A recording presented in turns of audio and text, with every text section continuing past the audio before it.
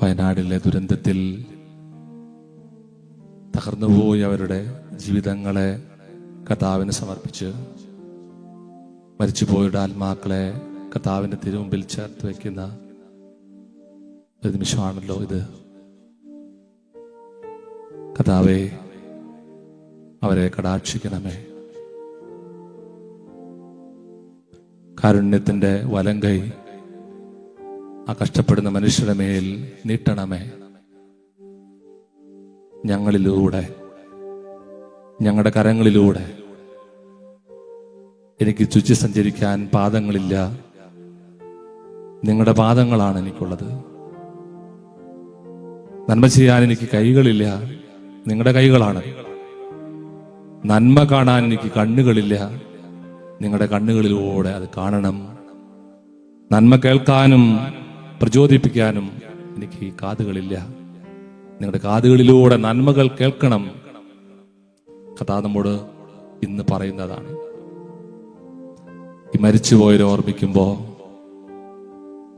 നമ്മള് ഹൃദയത്തിൽ കുറിച്ചിടേണ്ട ഒരു ചിന്തയാണ്, മരിച്ചുപോയവർ നമ്മെ നന്മ ചെയ്യാൻ പ്രചോദിപ്പിക്കുന്നില്ലെങ്കിൽ അവരുടെ കാര്യം കഷ്ടത്തിലാകുമെന്നാണ് ഞാൻ ചിന്തിക്കുന്നത്. കാരണം സ്വർഗത്തിലുള്ളവർ മാത്രമേ നമ്മളെ പ്രചോദിപ്പിക്കൂ. നരകത്തിൽ പോയവർക്ക് നമ്മളെ പ്രചോദിപ്പിക്കാനാകില്ല. അതുകൊണ്ട് മരിച്ചവരെ ഓർമ്മിക്കുമ്പോ നന്മ ചെയ്യാൻ, പിശുക്ക് കാണിക്കാതെ നന്മ ചെയ്യാൻ ഞാനും നിങ്ങളും പ്രചോദിപ്പിക്കപ്പെടുന്നുണ്ടോ? ഉണ്ടെങ്കിൽ തീർച്ചയായും അവരുടെ അവസ്ഥ സ്വർഗത്തിലാണെന്ന് നമുക്ക് തീർച്ചയായും വിചാരിക്കാം. രണ്ടാമത്തേത്, അവർ നമ്മളെ പ്രചോദിപ്പിക്കുന്നുണ്ടാവും. ഈ പ്രചോദനം കേൾക്കാത്ത തരത്തിൽ നമ്മുടെ മനസ്സുകളും ഹൃദയവും കാതുകളും മരവിച്ചു പോയിട്ടുണ്ടാകും. അവരെ മനുഷ്യരെന്ന് വിളിക്കപ്പെടാൻ യോഗ്യരല്ലെന്ന് ഓർക്കണം. അവരുടെ സ്ഥലം കുഴിമാടങ്ങളാണ്. അതുകൊണ്ടാണ് നമുക്ക് ഈ ബസ്രൗമ എന്ന് പറയുന്നത് ദേവാലയ മുറ്റത്ത് വെക്കാൻ കാരണം എന്താണെന്നറിയോ? നേരെ ഇറങ്ങുമ്പോ കാണണം, കുർബാന കഴിഞ്ഞിറങ്ങുമ്പോ അവര് നമ്മളെ പ്രചോദിപ്പിക്കണം. അതാണ് ഞാൻ എപ്പോഴും പറയാറുള്ളത്, ബസ്രൗമ ഒരു സ്വപ്നഭൂമിയാണെന്ന്.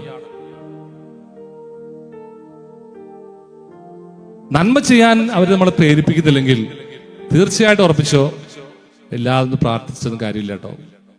അതുകൊണ്ടാണ് കൊച്ചു പറയണേ, ഭൂമിയിൽ നന്മയുടെ റോസാ പുഷ്പങ്ങൾ വർഷിക്കാൻ സ്വർഗത്തിൽ എന്റെ സമയം ചെലവഴിക്കും.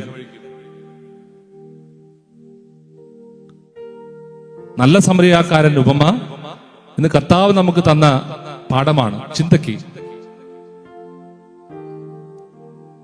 ഇന്ന് ആരും ഈ നന്മ ചെയ്യാൻ പ്രേരിപ്പിച്ചില്ലെന്ന് ഞാൻ പറയില്ല. വിൻസെന്റ് പോളിലെ നേതൃത്വം കൊടുക്കുന്നവര് ആ ചിന്തകൾ അവരുടെ മനസ്സിലുണ്ടായിരുന്നു. അത് ഞാനുമായിട്ട് അവർ ഷെയർ ചെയ്തു കേട്ടോ.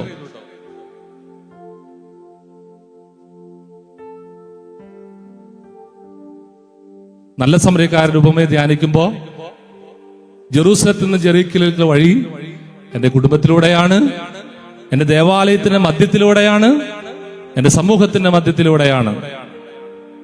അവിടെ മുറിവേറ്റവർ, തകർന്നു പോയവർ, കവർച്ചക്കാരുടെ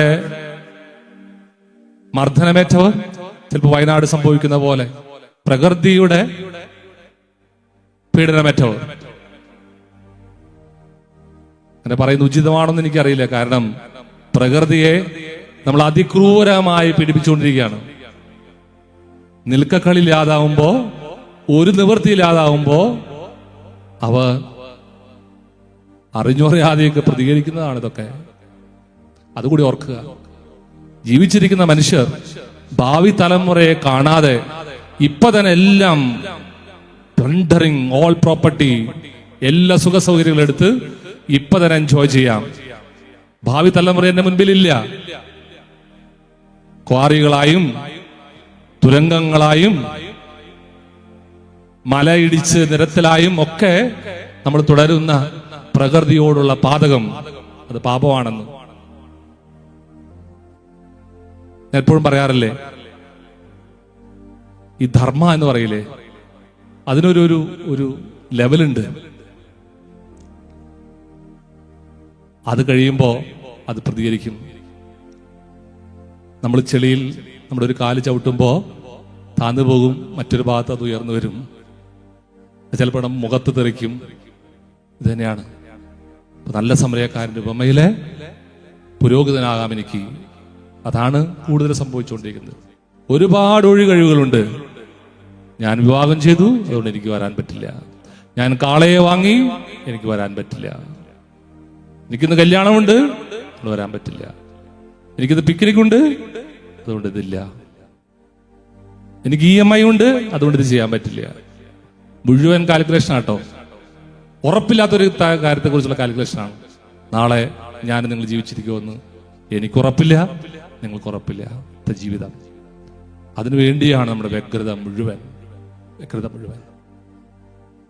നന്മ ചെയ്യാൻ മരിച്ചവർ നമ്മളെ പ്രചോദിപ്പിക്കട്ടെ.